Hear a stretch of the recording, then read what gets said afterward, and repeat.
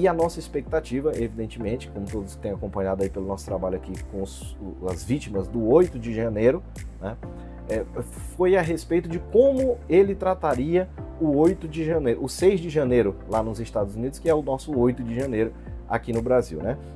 Olá pessoal, Ezequiel Silveira aqui. Hoje é dia 20 de janeiro de 2025. Vim trazer para você aqui um resumo do que foi a posse do presidente Donald Trump, que aconteceu agora há pouco ali no Capitólio, em Washington, capital dos Estados Unidos. Primeira observação que nós temos a fazer é que foi uma cerimônia muito bonita, né? É muito legal ver o cerimonial ali, a liturgia da transição de poder ali nos Estados Unidos da América. E foi uma cerimônia assim pautada pela religiosidade, pelo espírito religioso, pela reverência e o temor a Deus. O próprio presidente Trump, quando foi jurar ali sobre a Bíblia, né, ele trouxe duas Bíblias, uma já antiga que vinha ali da sua família e a outra ali do próprio cerimonial, né. Teve ali a presença de alguns representantes de diversas religiões, e eu destaco o discurso de duas figuras, que foi o pastor Franklin Graham, que é filho do grande Billy Graham, que foi um dos maiores evangelistas que já houve no mundo, né? E ele fez uma fala bem interessante em que ele já inicia, né, dizendo que a América passou por anos tenebrosos nos últimos anos, mas que agora Deus havia feito ali um milagre, uma clara, né, observação ao governo que estava saindo, né?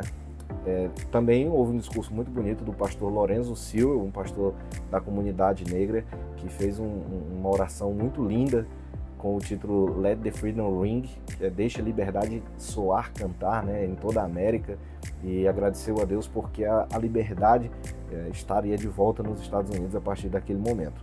E o próprio presidente Trump também, no seu discurso, falou por diversas vezes em Deus, na palavra de Deus. Ele falou que durante o atentado que ele sofreu ali, que ele sobreviveu àquele atentado na Pensilvânia, que Deus salvou a sua vida para um propósito. Ele também citou ali o pastor Martin Luther King Jr., que foi um grande, além de um pastor, um ativista de direitos humanos, sobretudo na questão da comunidade negra, né, ali nos Estados Unidos. E o Trump disse que quer fazer o discurso do pastor Martin Luther King se tornar realidade, que é o discurso de igualdade, de que as pessoas sejam tratadas de maneira igual, independente da cor da sua pele, da sua classe social. E por último, o Trump também deixou no seu discurso claro que vai criar um governo que não se esqueça da sua nação, que não esqueça da sua Constituição e que não esqueça de Deus. Então, esses pontos eu achei bem interessante para trazer para vocês aqui, e algumas medidas práticas que ele disse que vai tomar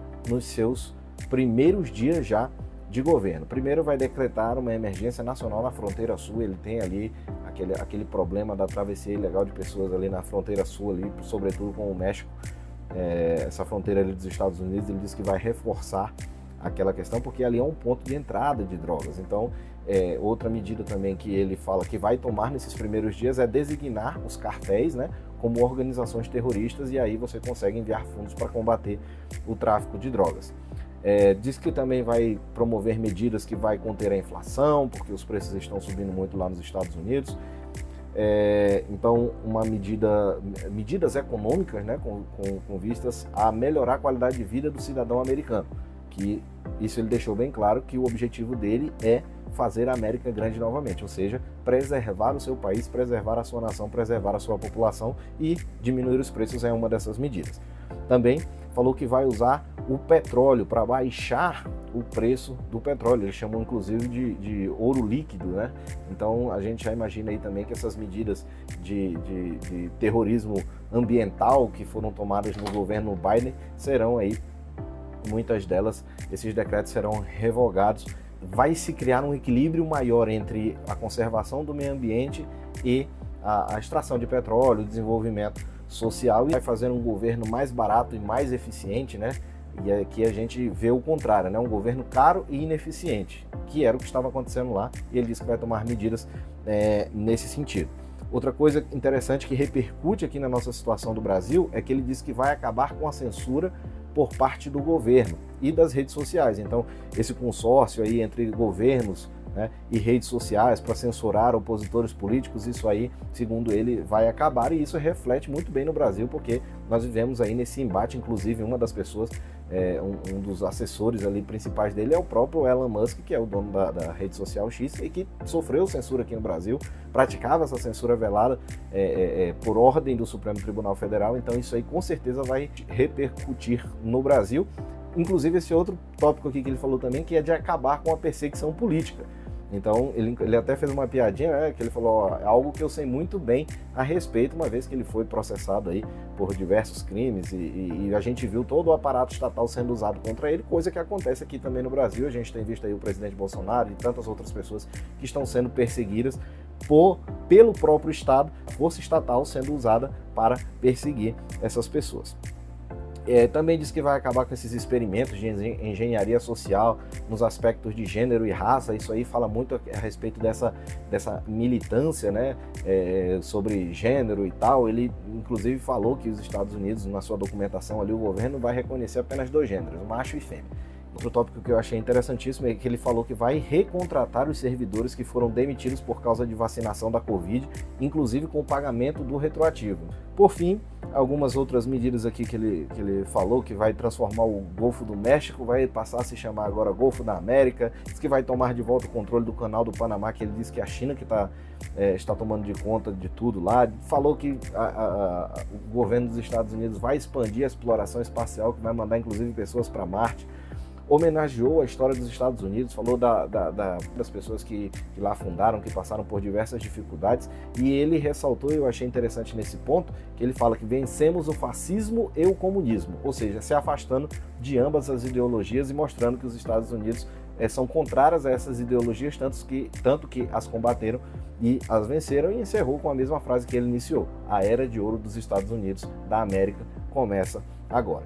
Então, esse aí foi basicamente o discurso que ele fez ali no cerimonial, e na sequência o Trump volta para uma outra área, onde ele discursou já para um público mais partidário, já era uma cerimônia menos solene, onde ele brincou, já fez um outro discurso lá de forma mais relaxada, né? E aí ele falou ali de questões de fronteira, de controle de fronteiras, de questão de perdão de crimes.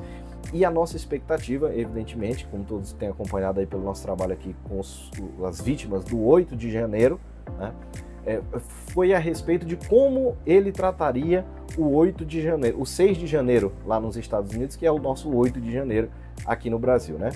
E aí, no seu discurso, no seu segundo discurso, naquele discurso mais informal, ele falou algumas situações que nós ficamos atentos. A primeira é que ele gostaria de ter falado a respeito desse episódio do 6 de janeiro e a forma como as investigações foram feitas, a forma como sumiram com provas, entendeu?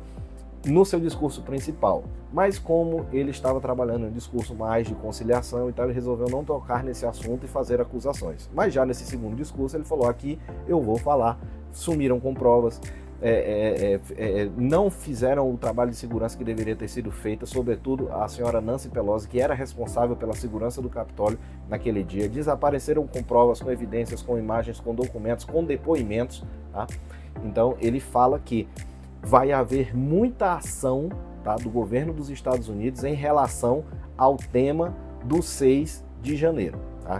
Que seria o equivalente para nós aqui com o 8 de janeiro. E outra coisa que eu achei interessantíssima nessa fala dele a respeito do 6 de janeiro é que ele fala: vai haver muita ação aqui em relação aos casos dos reféns do 6 de janeiro. E eu achei muito interessante porque aqui a gente cunhou essa alcunha de vítimas do 8 de janeiro, né? E lá o Trump já está utilizando uma outra designação que é reféns do 6 de janeiro. Então nós temos os reféns do 6 de janeiro lá nos Estados Unidos e as vítimas do 8 de janeiro aqui no Brasil. Então ele fala que a partir de agora o devido processo legal será estabelecido, que a gente não sabe como isso vai se dar na prática, né? Pode inclusive haver aí existe a possibilidade da assinatura de decretos presidenciais concedendo perdão a essas pessoas. Então a gente não sabe se esses casos serão reabertos judicialmente, se serão feitos decretos presidenciais. O certo é que o presidente Trump, o governo Trump, que assume hoje,